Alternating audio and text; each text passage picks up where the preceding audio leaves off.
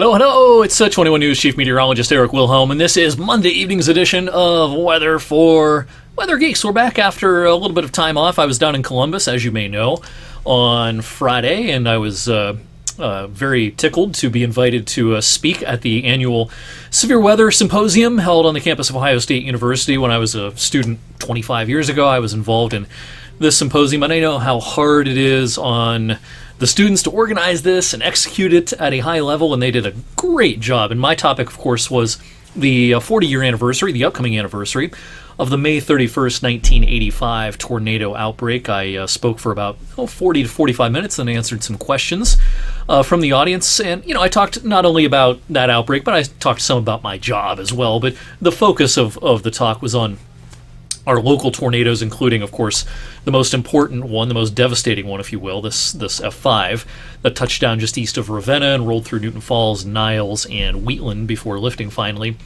in central Mercer County. So that's where I was on Friday. Had a good time. It's always a little bit of a nostalgia trip to be on campus and see what's going on in the world of academia these days. In addition to my talk, lots of other great talks on Friday as well, including from Mike Bettis of the Weather Channel, talking about some of the, he was in a vehicle that was hit by a tornado while storm chasing about 10 years or so ago.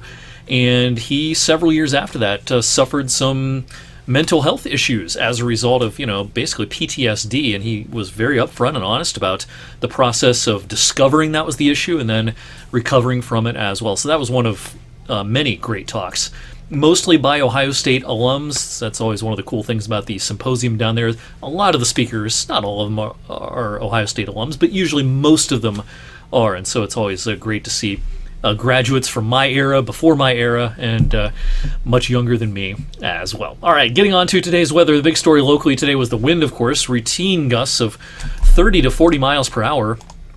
During the day today, officially at the airport, we reached a peak gust of 42 miles per hour. Gusted close to 50 in Mansfield and down towards Wheeling and even into the Pittsburgh area as well. That was a gusty wind, and as of the 7 o'clock hour, we're still gusting over 45 miles per hour down towards Interstate 70, close to Wheeling, and over towards Zanesville as well. The wind not quite as strong off to the north, and as we hit sunset this evening and afterwards, the wind should die down fairly quickly. The process of nocturnal cooling will make the atmosphere less mixed up, and some of those strong winds aloft won't get pulled down to the surface quite as easily as we get past sunset this evening. And while it will be a breezy day coming up tomorrow, it won't be as windy as today. We also had a couple of nuisance sprinkles and showers over the last few hours.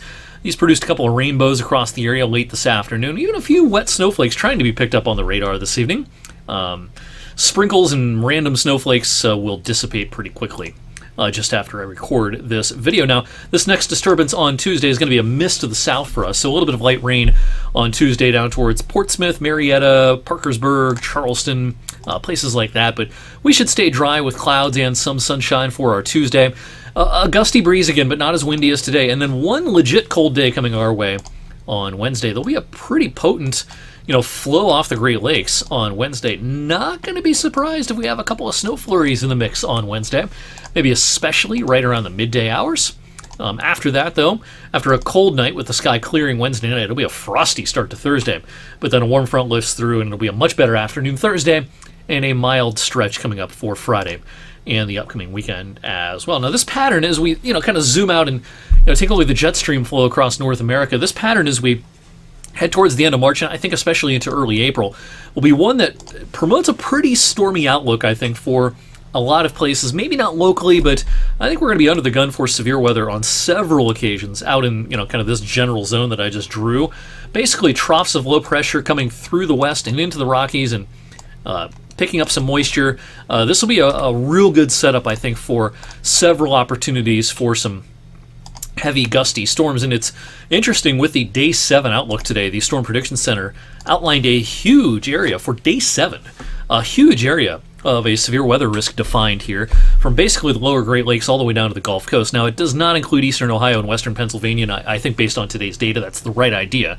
I'm not real impressed right now with the severe weather chances around here. But Sunday could be a pretty active day, we think, to wrap up the weekend in a place like St. Louis and Memphis and Nashville and maybe up towards Cincinnati as well.